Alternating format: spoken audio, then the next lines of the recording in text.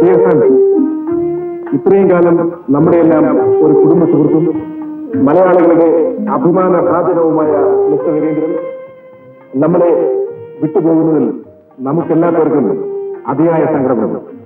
Singapore ഗവൺമെന്റിലെ intelligence ഡിപ്പാർട്ട്മെന്റിന്റെ ഡയറക്ടറായി പ്രശസ്ത സേവനം നടത്തിയും ഇംഗ്ലണ്ടിൽ സ്കോട്ട്ലൻഡ് യാർഡിന്റെ ഡെപ്യൂട്ടി പോലീസിന്റെ വിവിധ വശങ്ങളെപ്പറ്റി പഠിച്ച് ഗംഭീര വിജയവും നേടിയ മിസ്റ്റർ രവീന്ദ്രന്റെ സേവനങ്ങൾ നമ്മുടെ മാതൃഭൂമിയായ കേരളത്തിന് പ്രയോജനമായി തീരട്ടെ എന്ന് ഞങ്ങൾ ആശംസിക്കുന്നു.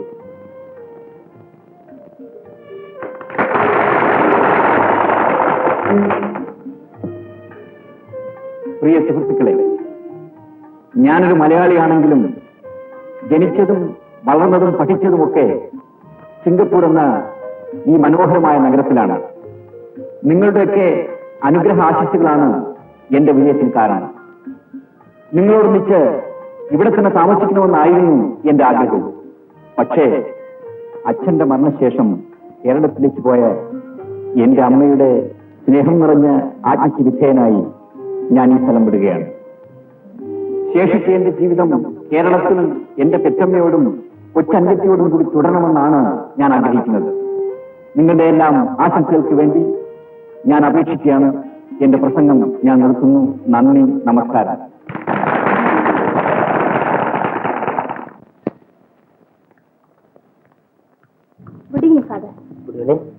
ഞാൻ എന്റെ ഒരു ഫ്രണ്ടിന്റെ വീട്ടിൽ ബർത്ത്ഡേ പാർട്ടിക്ക് പോയിരുന്നു. ഫാദറിനെ വിളിപ്പിച്ചത് മറ്റൊന്നുമല്ല, ഇൻസ്പെക്ടർക്ക് നിന്നോട് ചില സംശയങ്ങൾ ചോദിക്കാനുണ്ടെന്ന്. എന്നോടോ? അതെ. നിങ്ങൾക്ക് രവീന്ദ്രൻ എന്നൊരു സഹോദരൻ സിംഗപ്പൂരിലുണ്ടോ? ഉണ്ട്. ആട്ടെ, എത്ര വർഷമായി ബിസിനസ് നടത്തുന്നു? ചേട്ടന് ബിസിനസ് അല്ല, ഉദ്യോഗമാണ്.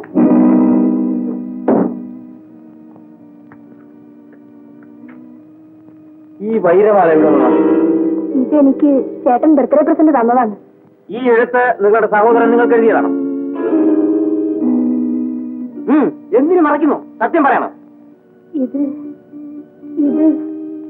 അവളെ സത്യം പറഞ്ഞില്ലെങ്കിൽ സഹോദരനും അത് ആപത്തായിത്തീരും. ഇത്രയും കാലം നിങ്ങൾ ആങ്ങളെയും പെങ്ങളും കൂടി കള്ളക്കടത്തും മറ്റും നടക്കുകയായിരുന്നു അല്ലേ? കള്ളക്കടത്തോ? ഞങ്ങൾക്ക് അതിന്റെ ആവശ്യമില്ല. സത്യം പറയണം. സകലവിധ തെളിവുകളും കിട്ടിക്കഴിഞ്ഞതിന് ശേഷമാണ് ഞാൻ നിങ്ങൾ അറസ്റ്റ് ചെയ്യാൻ വന്നിരിക്കുന്നത്. അറസ്റ്റ് ചെയ്യാൻ ഞാൻ എന്ത് ചെയ്തു? അതൊക്കെ സ്റ്റേഷനിൽ ചെന്ന് പറയാം. നടക്കണം. ഇൻസ്പെക്ടർ സമാധാനപ്പെടും. കമലേ, നീ പോകും. ഇൻസ്പെക്ടർ, അവൾ എന്നും ഓടിപ്പോകയില്ല. അവളുടെ ചേട്ടൻ വരുന്നുണ്ടല്ലോ, അതിനുശേഷം നമുക്ക് വേണ്ടതുപോലെ ചെയ്യാം. ഫാദർ, എനിക്ക് വേണ്ടി പ്രതിയെ വിട്ടുതരണം. സോറി, കോളേജിൽ നിന്നും ഒരു പെൺകുട്ടിയെ തനിയെ രാത്രി പോലീസ് സ്റ്റേഷനിലേക്ക് അയക്കുന്നത് അത്ര ശരിയല്ലല്ലോ. അവളെ നിങ്ങൾക്ക് എപ്പോൾ ആവശ്യം അപ്പോൾ ഞാൻ അയച്ചു തരാം. ശരി, ഫാദർ ഇത്രയും പറഞ്ഞതുകൊണ്ട് ഞാനിപ്പോ പോകുന്നു. പക്ഷെ ഞാൻ നാളെ കാലത്ത് വരും. എനിക്ക് പ്രതിയെ വിട്ടു തരണം. അപ്പോഴേക്കും അവളുടെ സഹോദരൻ വരുമല്ലോ. ഞാൻ വിവരം ചോദിച്ച് മനസ്സിലാക്കാം. All right.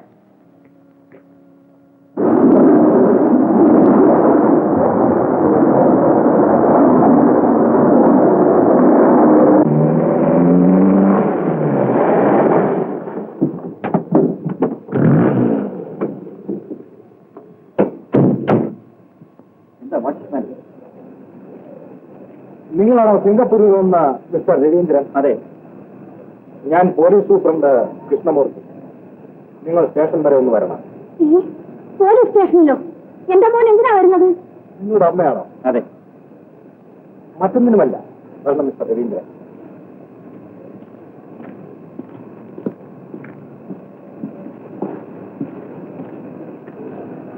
നിങ്ങളുടെ അറസ്റ്റ് ചെയ്യാനുള്ള ഓർഡർ എനിക്കുണ്ട്. നോൺസെൻസ്. എന്നെ അറസ്റ്റ് ചെയ്യാൻ? എന്തിന്? വിവരമെല്ലാം സ്റ്റേഷനിൽ വന്ന് പറയാം. രഹസ്യം പറഞ്ഞതൊക്കെ മതി. നമുക്ക് വേഗം പോകാൻ മോനെ. നിന്റെ പെങ്ങള് കമല കാത്തിരിക്കും. മിസ്റ്റർ രവി, നിങ്ങൾ ഓർഡർ ധിക്കരിച്ചാൽ ഞാൻ എന്റെ അധികാരം ഉപയോഗിക്കേണ്ടി വരും. അമ്മേ, ഞാൻ പോലീസ് സ്റ്റേഷൻ വരെ പോയിട്ട് ഉടനെ അങ്ങ് വന്നേക്കാം. അന്യനാട്ടിൽ നിന്നും വരുന്നതല്ലേ, പലതും ചോദിക്കാൻ കാണും. അതിനാണോ വൈകിട്ട് പതുങ്ങി നിന്ന് പിടിച്ചത്? എയറോഡ്രാമിൽ വെച്ച് മിസ്റ്റർ രവിയെ പോലീസ് വിളിച്ചുകൊണ്ട് പോകുന്നത് ആരെങ്കിലും കണ്ടാൽ കുറവല്ലേ? അതുകൊണ്ടാണ് ഞാനിവിടെ കാത്തു നിന്നത്. സമൂഹത്തിൽ ഞാൻ വന്നേക്കാം. വേഗം വരണം കേട്ടോ മോനെ. ഒന്നുകിൽ ഈ ഹോട്ടലിൽ എന്റെ കൂടെ താമസിക്കണം, അല്ലെങ്കിൽ മുതലാളി താമസിക്കുന്നിടത്തേക്ക് ഞാനും വരും. അവിടെ ബിസിനസ് പരമായ കാര്യങ്ങൾക്കായിട്ട് എന്നെ കാണാൻ പലരും വരും. അതുകൊണ്ടല്ലേ നിന്നെ ഞാൻ ഒറ്റയ്ക്ക് താമസിപ്പിച്ചിരിക്കുന്നത്. എത്ര നാളാണ് ഈ ബന്ധം ഇങ്ങനെ രഹസ്യമായിട്ട് സൂക്ഷിക്കുന്നത്? ഇനി മേലിൽ മുതലാളി വിളിക്കുന്നത് കൊണ്ട് ഞാൻ വരില്ല. അത് കൊള്ളാം. നീ എന്റെ പേഴ്സണൽ സെക്രട്ടറി. ഞാൻ എവിടെ പോകുന്നു അവിടത്തെ നീ എന്റെ കൂടെ വരണം. പക്ഷേ പേഴ്സണൽ സെക്രട്ടറി ഭാര്യയായിട്ടിരിക്കണമെന്ന് നിയമമില്ലല്ലോ. എടി തള്ളി, അത് നമ്മുടെ രണ്ടുപേരുടെയും മാനസികമായ ആവശ്യമല്ലേ. ഇത് വന്നേ. എന്താ നിങ്ങളുടെ തീരുമാനം? സൂപ്രണ്ട് അദ്ദേഹം നിങ്ങളെ കസ്റ്റഡിയിൽ വയ്ക്കാനാണ് പറഞ്ഞിരിക്കുന്നത്. എന്തിന്? ഫോറിൻ ഏജന്റായ ലക്ഷ്മിവതിയുടെ ആളാണ് നിങ്ങളെന്ന് ഒരു കുറ്റം. നിങ്ങളും സഹോദരിയുമായി ചേർന്ന് രഹസ്യ വ്യാപാരങ്ങൾ നടത്തുന്നു എന്നത് മറ്റൊരു കുറ്റം. നോൺസെൻസ്. ഞാൻ ആരാണെന്ന് നിങ്ങൾക്കറിയാമോ? നിങ്ങളുടെ വലിയ യജമാനേക്കാൾ വലിയ ഉദ്യോഗത്തിലിരുന്നവരാണ് ഞാൻ. കുറ്റം ആര് ചെയ്താലും കുറ്റമാണ്. അതിനെന്താ തെളിവ്? ഈ ലെറ്റർ കൂടാതെ പോലീസിന് കിട്ടിയ മറ്റു വിവരങ്ങൾ. ആരോ കള്ളന്മാരെ എഴുതിയ കത്തുകൾ വെച്ചുകൊണ്ട് അന്തസ്സുള്ളവർ അപമാനിക്കുന്നത് ഏത് രാജ്യത്തെ നിയമമാണ്? നിങ്ങളുടെ സഹോദരി കുറ്റമെല്ലാം ഏറ്റു കഴിഞ്ഞു. എന്റെ സഹോദരിയോ? അതെ, അല്ലാതെ വെറുതെ ഒന്നും നിങ്ങളെ പോലീസ് സ്റ്റേഷനിൽ വെക്കില്ല.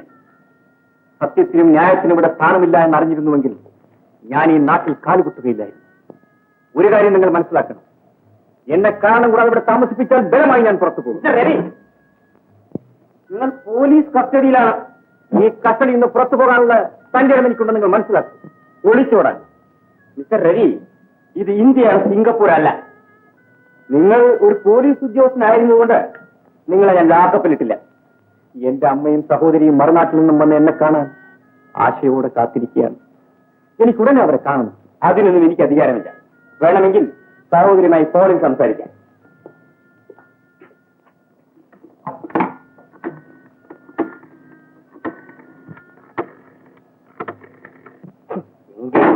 എപ്പോ നോക്കിയാലും engage.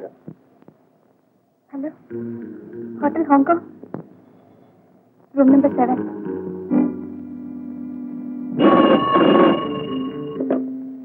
Hello, yes, mister Babu വിളിക്കണം. ഞാൻ കമല. ബാബുവോ? അങ്ങനെ ഒരാളിവിടെ ഇല്ലല്ലോ. ആരാ അത്? ആരൊരു കമല? ബാബുവിനെ വേണമെന്ന്. ബാബു? ഇവിടെ ആരാ ബാബു? ഫോൺ കിട്ടും.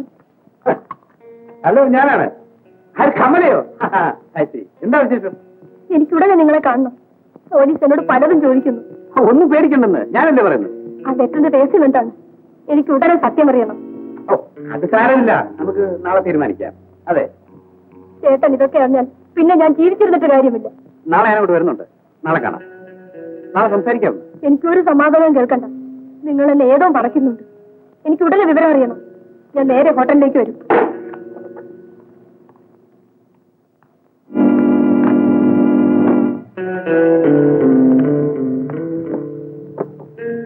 ആരാണ് കമല? അത് എന്റെ ഒരു സ്നേഹിതൻ ബാബുവിന്റെ ഗേൾഫ്രണ്ടാണ്. അയാളൊരു പക്ഷേ എന്റെ കൂടെ കണ്ടേക്കെന്ന് വിചാരിച്ചാ ഈ രാത്രി ഫോൺ ചെയ്തു. ഞാൻ പോട്ടെ എന്നാ. ഊണ് കഴിച്ചിട്ട് പോയാൽ മതി.